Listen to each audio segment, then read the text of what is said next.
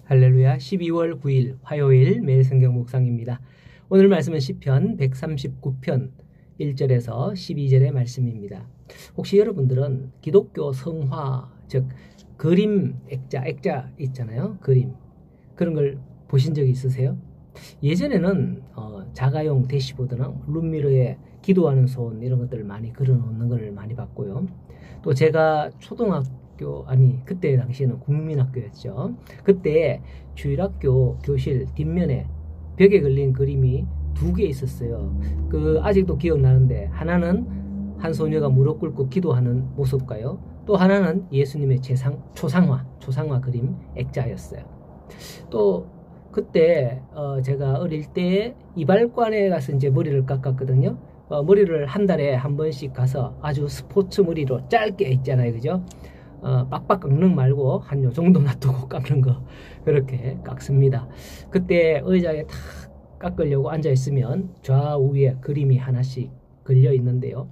그 중에 하나는 풍랑이는 바다에 한 사람이 배를 타고 키를 이렇게 잡고 배를 조종하고 있는 모습과, 또 한 사람이 그 사람에게 손을 딱 어깨에 얹고 앞을 이렇게 가리키는 그런 그림이었어요.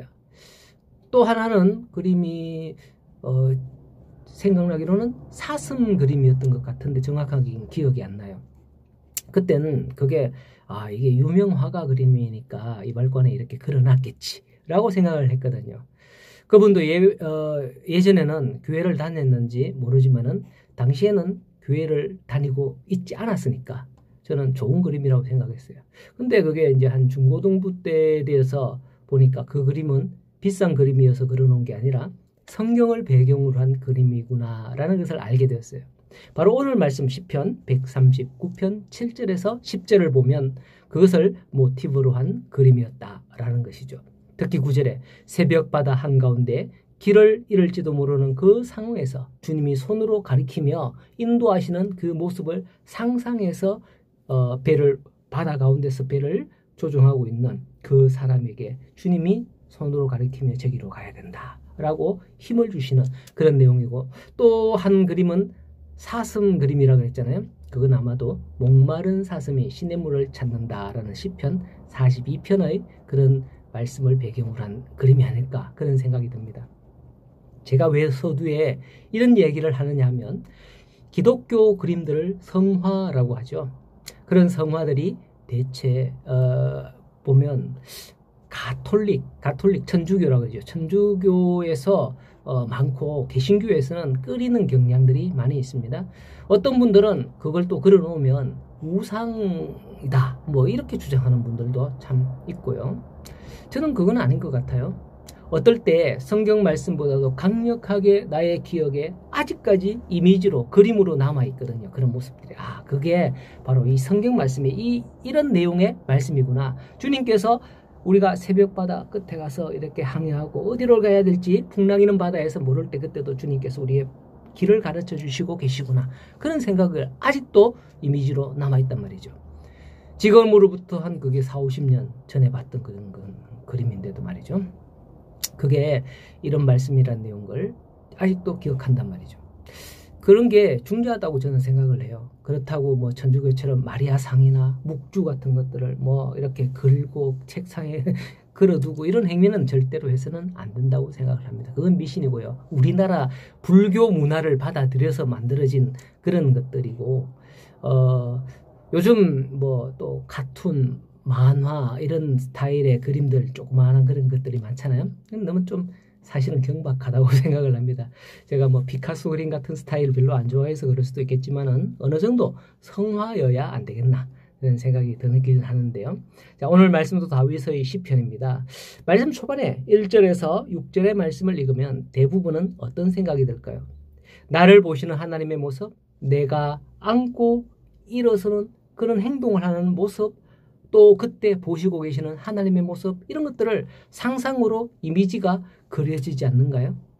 7절 이하의 말씀도 마찬가지죠. 시인이 표현하는 그런 내용이 그 모습으로 우리 눈에 선하게 보이듯 그렇게 하는 겁니다. 과거 우리 어른들이 하시는 말씀이 있었어요. TV는 바보 상자다. 요즘 바보 상자 애들 너무 잘 갖고 놀아서 참 걱정이에요, 사실은.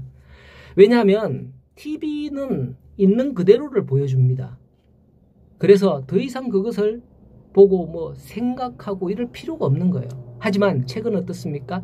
내용을 하나하나 읽으면서 글을 읽으면서 그 내용을 상상하는 거예요, 이미지로. 그러니 머리가 훨씬 더 발달되는 거죠. 제가 남다른 손재주가 좀 있잖아요. 우리 성도님들 아실는지 모르겠지만 몇몇 분 아시는데 뭘 잘 고치고 뭐 왜 내가 그런가 생각을 해봤더니 어릴 때 가지고 놀았던 장난감 때문이 아닐까 생각이 되어집니다. 뭐 요즘은 아이들이 가지고 노는 장난감 자동차며 비행기며 로봇이며 너무 사실적이고 구체적으로 만들어서 다 완제품으로 나옵니다. 그런데 우리는 어땠는가 하면 우리 놀 때는 뭐 돌멩이가 자동차하고 비행기로 변신하고 뭐 고무신이 배가 되고 이렇게 접어서 그죠? 여러분들도 그 어릴 때 가지고 놀았던 분들이 있었을 텐데 그러다 보니 이게 막 돌멩이가 막 이래 온갖 것이 상상이 다 동원되면서 뇌세포가 확장되지 않았나 뭐 그런 생각을 개인적으로 해봐요. 자, 오늘 왜 이렇게 말씀 바깥으로 좀 나가느냐 하고 싶지만은 제가 전달하고 싶은 내용이 그렇기 때문이에요.